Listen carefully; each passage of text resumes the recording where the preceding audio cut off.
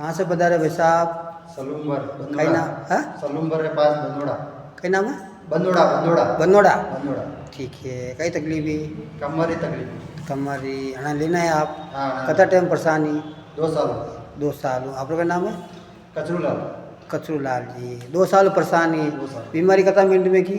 10 minute. कतो रुपया खर्चा किया आप? रुपया तो घना खर्चा किया। अहमदाबाद सब खर्च किया? अटेंड हो भी क्या? बिल्कुल।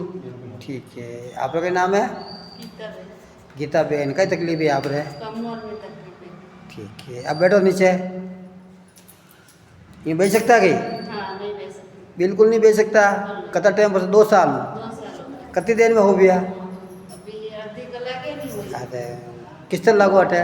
ठीक लगा। 1 रुपया में कतो आराम पड़ियो? घना पड़ी क्यों? हाँ घना आराम। नरे आराम पड़ियो।